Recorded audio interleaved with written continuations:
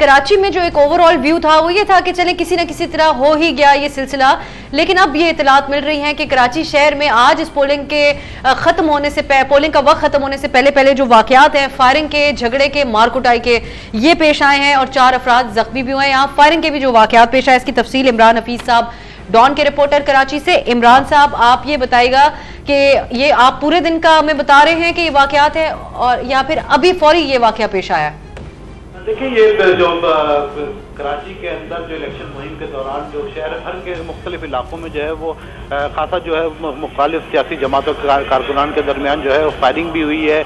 जिसके अंदर सियासी जमात के कारकुनान जो हैं वो उसके अंदर जहाँ बग भी हुए हैं और जख्मी भी हुए हैं। इस तरह का अंदेशा ये भी था कि जो आज जो पोलिंग का दिन है, जो खासा तौर पर जो है वो वाज़ेह तौर पर ये था कि तसादुम का ख़तरात बहुत ज़्यादा हैं, जिसके पेश नज़र जो है वो हिफाजती इक़दामात भी किए। लेकिन शाह फैसल कॉलोनी के अंदर जो है वो पोलिंग स्टेशन के करीब जो है फायरिंग का वाक़या पेश आया है, जिसमें एक शख्स इसके अंदर जख्मी हुआ है। इसके अलावा सुपर हाईवे जमाली पुल के करीब जो है वो फायरिंग हुई है। यहाँ पर ताहिर और फ़हीम नामी जो है वो 2 अफराद इसके अंदर जख्मी हुए, जबकि गुलशन इकबाल हाजी लीमू गोड जहाँ पर गुज़िश्ता रोज़ दस्ती बम धमाका भी हुआ था,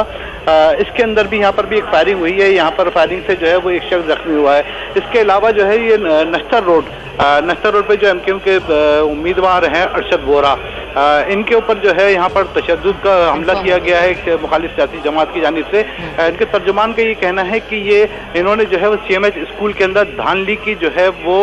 शिकायत की थी और उसके ऊपर जो है मुखालफत करी थी, जिसके ऊपर वहाँ के जो है मुखालिफ सियासी जमात के जो कारकुनान हैं उन्होंने इनके ऊपर हमला किया, जिसके अंदर ये मामूली तौर पर जख्मी हुए हैं। सूरत हाल काफ़ी कशीदा हो गई है यहाँ पर, क्योंकि अरशद वोरा जो है वो एक MKM पाकिस्तान के जो है वो रहनुमा भी हैं और बड़ी तादाद में इनके लीडरान जो है वहाँ पर हमले के बाद जो है वहाँ पर पहुँच गए हैं। जी इमरान, शुक्रिया आपका।